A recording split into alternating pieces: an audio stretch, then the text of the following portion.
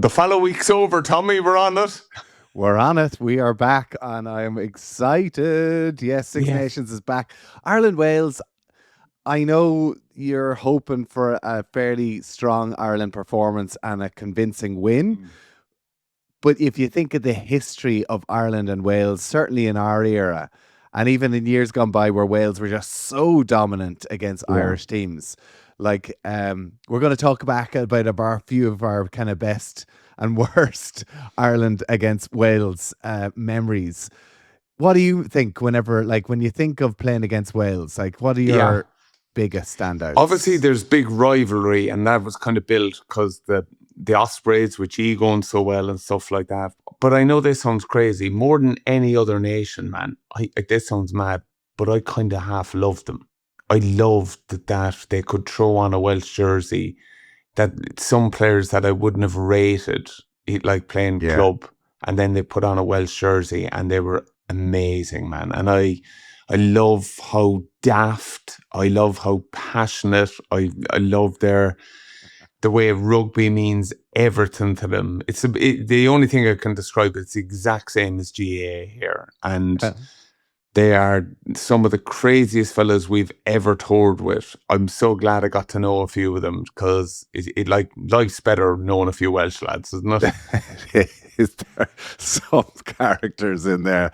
Yeah, absolutely. And when you bump into them, like it's a great thing about the Lions and even playing against them in club, and obviously having been over the Ospreys to have great memories with them. But there's something about the Welsh, like I just remember Six Nations in my time in particular, for the public, for people going through airports, for everybody else, it was always Ireland. England was the big one. But I think for the players and the team, Ireland-Wales was a grudge match every year.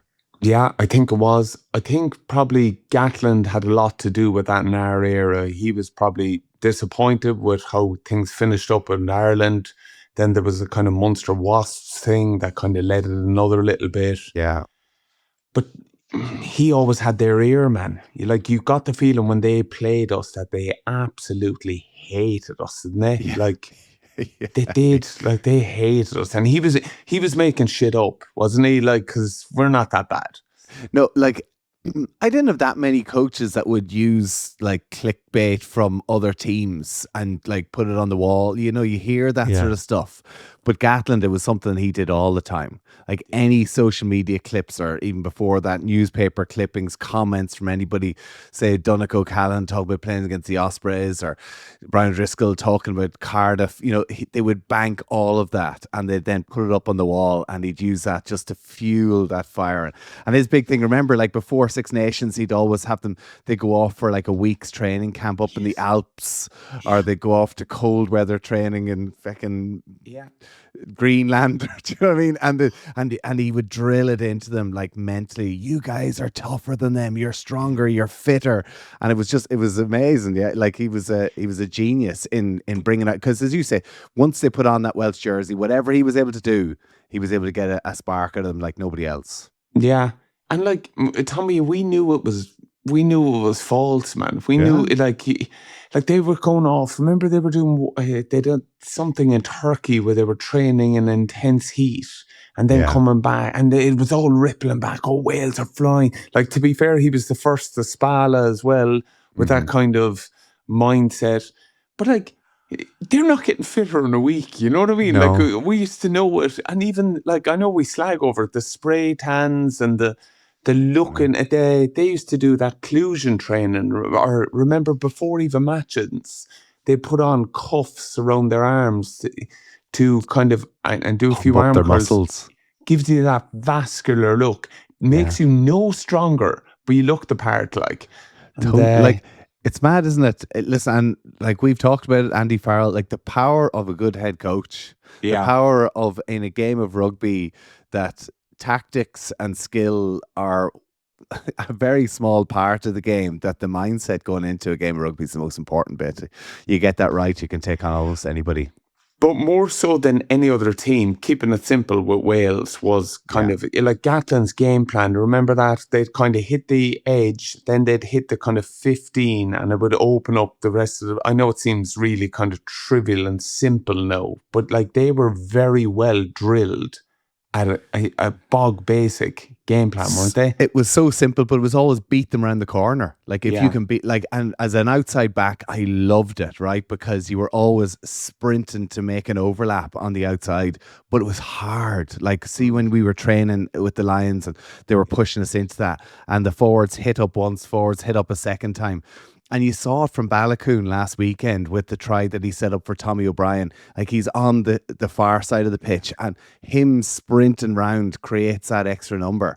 And that was all what Gatland's and Howley's game plan was let the forwards hit those two knockups and let them have a few backs on the short side, but we've fully reloaded on the open side.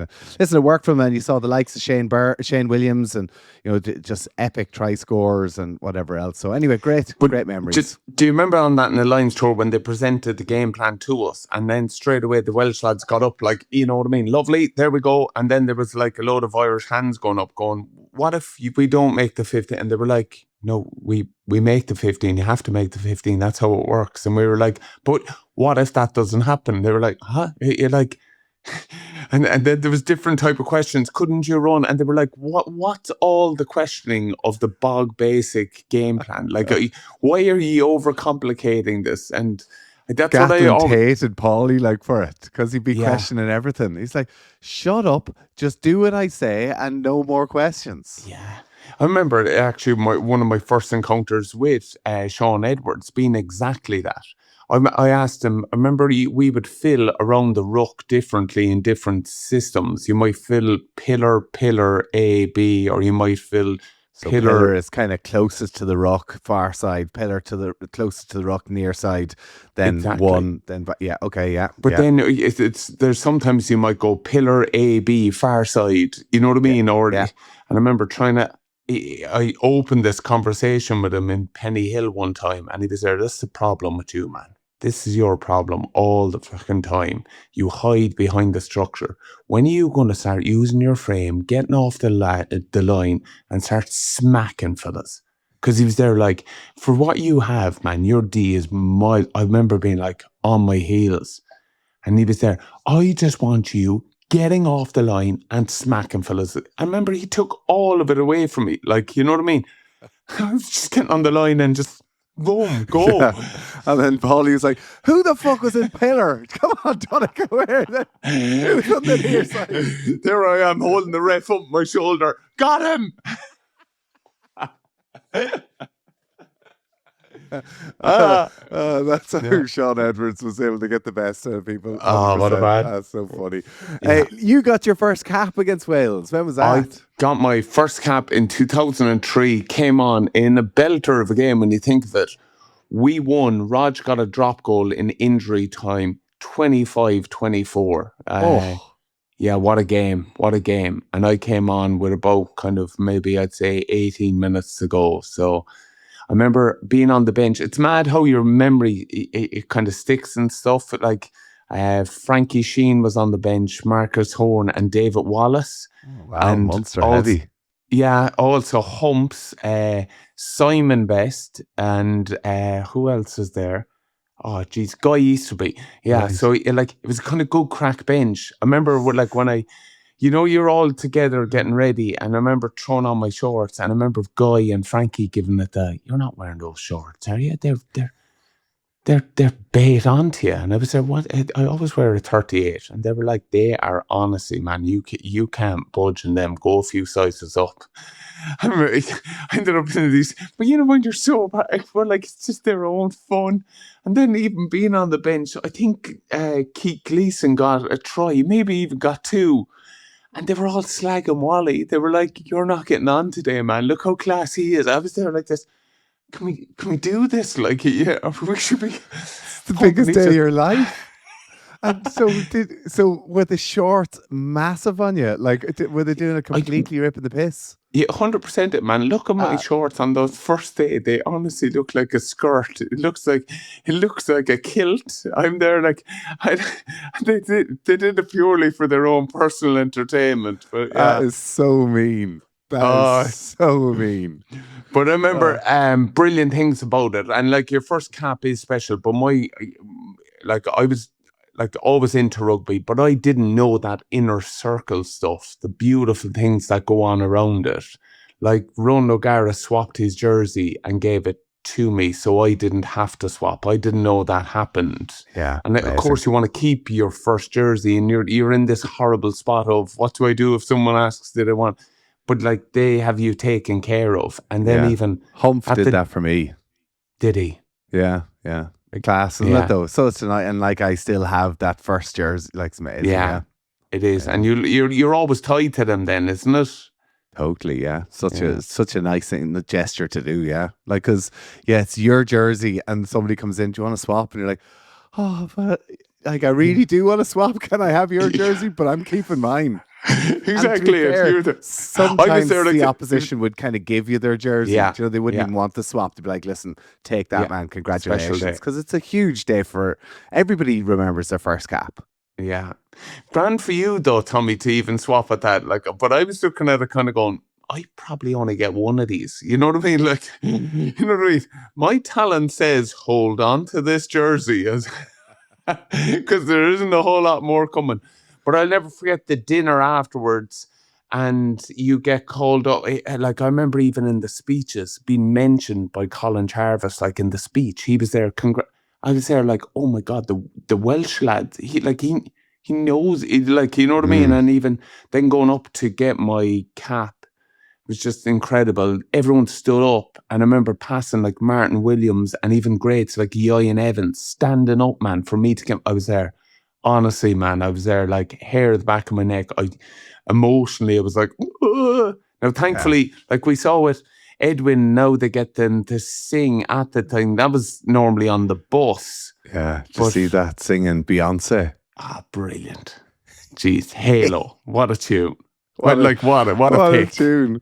I mean, what a tune. Like, it's such a sting in that, though, isn't it? That would have people like... I kind of not a big fan of that, really. Yeah, like, it's a bit of crack, but it's kind of lads are getting their first cap and they're more nervous because they're like, I have to get up here and sing in front of a room of 200 people. Yeah, like it kind of it's not enjoyable. That really, it's more kind of taking the piss out of them a little bit. Agreed. And I never had a problem looking vulnerable or stupid in front of ye. You know what I mean? The bus is fine. Yeah. Exactly. You've earned the right to see me being a clown. You know what I mean? Or throw me off it. But there's people in that room, like I'm there. No. You know what I mean? Great. You know, you get up and sing. Yeah. No, I'm not a bit of a fan of that. Yeah. It's kind of Drico, I think, brought that in. Drico, come on. Yeah, now. Come on, Drico. Yeah, personal entertainment. He just got bored. Yeah, he did. But overall, Tommy, 2003, first cap, it was, like I've said this to you before, it was just, for me and my family, it was an incredible day. It was my dad's anniversary. My dad passed away on that day 18 years ago. And I always remember that being a shitty, dark, horrible day in my house. It leads into kind of a few of my family birthdays. It's the day before my brother Emmett's birthday. It's kind of 4 days before myself and Ultie's birthday. And it's kind of like a dark time around it. And then just to see my family over in the millennium as it was then, going and just like having the best day ever, man. Just like loving it. And because I was a sub, you have to go down afterwards, you have to go do the one. And I remember they're still there with a load of kind of like buddies from school, loads of friends, all going bananas, like cheering me on doing the fitness, and then just getting time with them afterwards, because it wasn't like what we're seeing now, what Andy's done. You know what I mean? There was no organization to see my family. I had to kind of catch up with them in the stand or try to find a way to get to them, you know? Yeah. Like, it's amazing that, isn't it, fate sometimes, how these things kind of just happen, and special, really special. Yeah. And sorry, on it, like I ran on. I know this is nuts, but like I ran on in jersey number 18, my brother's the same. Wild. Isn't that mad? It's wild. But then Well, yeah, I always go back to the Peter Kay. Do you ever hear Peter Kay going on about like when you're at funerals and everyone reads into everything and he's there like a packet of quavers goes past the coffin and everyone, Tommy loved quavers, Tommy. And then like an ice cream van passes in the background playing You Are My Sunshine. That was Tommy's favourite song. But yeah.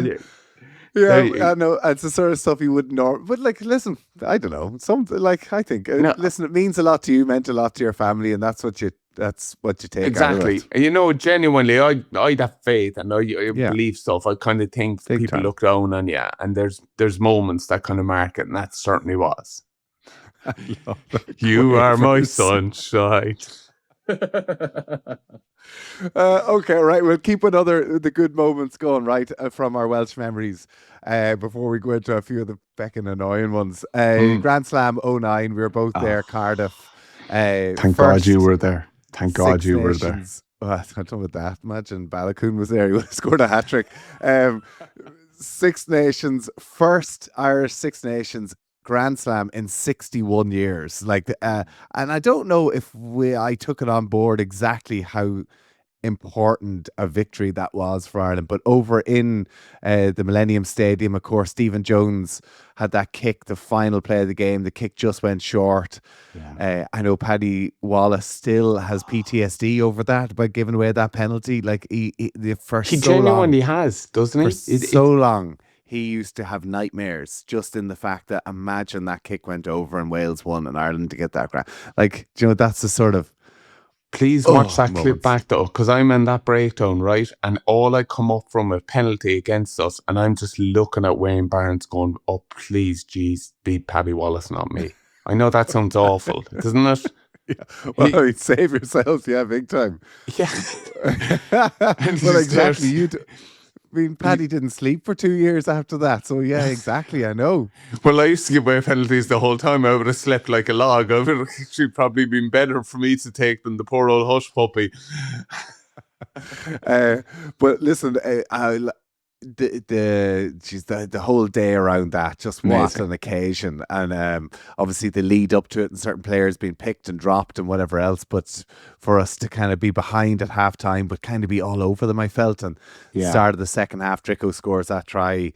Then Rog does a crossfield kick for me, something we'd done earlier on in the game. It hadn't quite worked out for us, but what a day. And Rog's drop goal, remember, like Rory was sitting in the pocket, so like I think Strings came on, he was looking and there's Rory in between O'Gara, Jim and him. And like Rory probably would have felt, he's a good left boot here. Thankfully, Strings bypasses him to Rog, who hits it manky, but it goes over the bar. Oh, it went over like a dead duck, but it was beautiful, wasn't it? Amazing. Yeah. Just, sorry, because I'm interested in it. He had tried that crossfield kick early in the game. You know what seems really, like, did you see Gregor Townsend going crazy because the ref called them back on a play they wanted to do and then they shelved it. It was done. They didn't use it again. Yeah. Like, it was kind of ballsy to use that play again. Well, it was a slight wrinkle on it, actually. So what we did before earlier in the game, and it did work, but instead of Rog kicking it, Tomas kicked it. Okay. So Tomas O'Leary broke off the scrum and did a crossfield kick, and I actually caught it, and I tried to chip it over the 15 and slice it into touch. You hit a wrong corner flag. The play actually worked really well. It was my execute. I see a BL Barry and these perfect little dinks. Yeah, well, that's what I tried to do, but it ended up in row 5. Do you know what though? Like, even Tommy, your perception to keep going for the bunks on that ball, you went all in for the bunks to go that way, didn't it? That's a kind of shit or chocolate moment, isn't it? It either lands in your hand or you're. Well, listen, you know, with the bounce of a rugby ball, you just don't know what way it's going to go. But listen, I don't know, you get a bit of a feeling for where these things are going, like the trajectory of it going, and it was coming in that angle, and it was just perfect. It just bounced up for me. I kind of caught above my head, but when I caught above my head, Henson came in to tackle me, and he completely slammed me in the stomach, completely winded me. And so when I went in and scored underneath the posts, right, and I got up, and Jamie Heaslip jumps on top of me, and if you watch, I'm pushing everyone off me because I can't get my breath. So I'm like, get off, couldn't. So I was completely winded. There's a great picture actually of me kind of going through to score, but from underneath the posts, and you can see Henson has smashed me with his forearm and is in the air, twisted facing back with his legs up in the air. Spinning. Yeah, spinning in the air. It's kind of a cool picture. That is a good photo to send on to him every now and again. Yeah, you should do the Mike Phillips to him. Send it on. Yeah. Take that, Gav. I wish I had one for Mike Phillips. There's one of you with Mike Phillips, I think, kind of holding him by the scruff of the neck, isn't there? Is there? Yeah, sure. Join the list of people I've grabbed by the scruff of the neck. True. Do you know what I remember? That's interesting you say that about, because I was late to the arrival of the party. Of course, all the quick people got to good and early, like Jamie and Tomas, and you were all going bananas. But I remember by the time I arrived, you were gone. But I didn't know that you were kind of half-winded, and I remember kind of thinking in my head, to be fair, you were great friends with all those lads, that you didn't want to nearly celebrate it. Well, just over-celebrate it. Like, I wanted to rub it in all their faces. You know what I mean? I was there, yes, and they were like, Tommy's gone. I was there. All the way back to the halfway line now. Game on. This is it. Keep on going. Right, let's move on. Just 2 seconds. You know, it's something, I haven't watched that match back as much as, in my head it's fine and I want to leave it, but I remember, I just have this, Luke Fitzgerald and Tomas, their performance that day was off the charts, man, wasn't it? I remember just something sticking out, just being like, oh my God, how well are these lads playing? Yeah. I thought, it's one of those ones like that you're giving out that Jack Crowley gets no mention. Like, I don't actually remember. Don't even remember looking at the scores and how we play. Like, I was pissed for 3 days after that, Donncha. My memory of the game is fairly shaky. It's at most. I don't think I've ever watched the whole match back. No, yeah, same here. But that's I don't nearly want to, because in my head, it's the perfect game for it's perfect. Luke Fitz. Well, it's not perfect. There's the old Paddy Wallace moment. There's the roller coaster of it, isn't it? Like, also going 6-0 down. So amazing. So what made that's what I made, like, to see us be behind and come back in the second half, and it's class. But do you know what? It was on the line as well. They would have won. Wales would have won the championship if they'd won by 13 points as well. Like, so they'd skin in the game too, you know? Like, it wasn't just like, how do we ruin the lads? Because that can be a greater motivation to spoil the Grand Slam, can't it? Big time. Like, we've done that before, like against the likes of England, and it's a real sickener for them. Yeah. But for us to have won our first in 61 years and get that taken away. Right, let's move on to, listen, I think one of the most disappointing ones from our point of view was Rugby World Cup quarter-final in 2011. Jeez, yeah. I don't even want to talk about it, man. I think I want to chat to a proper counsellor about it. In fact, do you know what? Do you remember that one? When you come back from, when we came back from the Rugby World Cup, a bit like what New Zealand did, they had a kind of inquiry of things. I remember it led to Razor losing his job, Scotty Robinson losing his job. Yeah. We did one of those kind of in 2011, and I've told you this before. I remember bawling my eyes out going, do you think we didn't try, did you? And she was there, I'm just trying to fill out the questionnaire here, fella. You know what I mean? How prepped did you feel? I was like, oh, for fuck's sake, we couldn't have given it any more. That game, like, I would love to say the one that got away, but the fact they outplayed us that day, so listen, they totally deserved it. The big thing I remember was the tactic of the chop. Remember, we hadn't come across that before, and all of a sudden, it just felt for me, front five wise, I was always retreating to breakdowns, and ailing in at that time, or just that kind of entry points wasn't as sharp as you probably, and it was really difficult.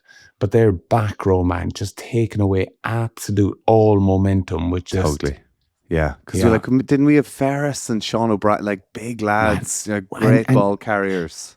but they were always like, look at it, even against Australia, they were just, but they had that. It was the first time I'd seen it. I don't know how legal it is. That kind of Dan Lydiot kind of, remember he used to hit his knee. Oh yeah, And it was horrific. yeah, and he like you're going nowhere, man, with him. I just remember there was stages where like you're trying to find a gap, and I remember like at that stage I was playing well and I felt confident, and everywhere I went looking for the ball, every time I got the ball in my hands, I had Hugh Bennett, I had these lads just climbing all over me. It's just they like we talked earlier on about Gatland being able to try and have this mental hold over this team that just made them grow 10 feet tall. Like that day, they just like. Just it's such a shame because obviously having topped the pool against Australia, beating them in the pool with those huge crowd down in Wellington there of Irish people there to support us. Do you remember the hotel before we left? For God's sake, yeah. It was breaks my heart. Amazing, man. It was absolutely amazing. The one that got away, yeah, really was. It is, but like, I know this sounds nuts, but I know you can say, I can feel it, man. It's a scar you have forever. You know what I mean? That one, it'll never go away. Like it's just one of the weird ones. I remember I took an awful dunt off Jamie Roberts quite early in the match, man. Like I was saying, they were a constant front football, so I'm nearly half stupidly, half turned, doing the worst thing you can do in rugby, showing someone your number. And by the time I turn, I'm late. And I remember Dricko kind of nearly tipping me off that I'm about to get blindsided. And Jamie Roberts comes from outside in, so my vision is rock, and then I kind of see him late, man, and he hits me, boom. Well, sorry, I hit him probably in the modern game, head on head. I remember my gum shield went flying out of my face, man. I remember after that kind of, like the bell noise, the and everything, you're like just sensory with your ears. And like I got up. I'd say nowadays you'd definitely be coming off after that. Oh, 100% it. And like, I'll be fair, if the medics had spotted, but there was so much going on in those days, and there was no independent doc. Like, so it's nearly unfair on your own doc to be keeping an eye on so many of them. It was of the time. I'm not kind of slighting with it, but I remember being in at half time, Tommy, and I remember being really confused why I was the only one wearing an armband, or I had a black armband on. And I remember checking my phone after the match, and my sister Emer sending me a text saying, geez, Nan would have been really proud if you had hard luck. And then I was there, oh my God, my Nan passed away. Sorry, I'm getting real kind of like tying it in with sad ones, but my Nan had passed away that week. And I remember my family getting on going, would you think of coming home? I was there, I'm in a World Cup quarterfinal. I'm going nowhere. That ruthless edge of us that... I know. But yeah. But I've been there when I've taken a knock like that and you're just confused. People are saying stuff and you're like, I don't quite. Yeah, that's what we should talk about concussions actually on the show another time, because there's definitely a couple of conversations to have around that. Right, let's move on to one final one, and it's not a good memory, but it was one where we finished up playing and the two of us went off on a bit of a jolly to watch Ireland against Wales. It was 2019, I think it was. It was the should they close the roof or open the roof gate? Roof gate with Joe Smith. Yeah, Joe Schmidt against Ireland against Wales over in the Principality Stadium. Wales were going for a Grand Slam. Ireland had Johnny Sex's strong team going over there. But yeah, there was this whole, should we open the roof or close the roof? Close the roof, and, that's right. Wales wanted to close it. Joe Schmidt just wanted to do anything the Gatlin wasn't doing, so they decided to keep it open. And it just pissed rain the whole match. Because I remember you were after a few as well, and you were there. Whose idea was it to leave the roof open? But I mean, Wales's game plan was the sort of game plan that suits wet weather rugby. Like at that stage, we were playing really great fast rugby. Jacob Stockdale, I think, was in his pomp at that stage. Like we were playing class, fast, short pass, and really good rugby. Like closing the roof would have been perfect for us. And just remember, the Welsh crowd just got on Johnny Sexton that day. Like we were there in the crowd, and it just kept going to Johnny Sexton's face on the big screen, and you could just see him getting angrier and angrier and angrier.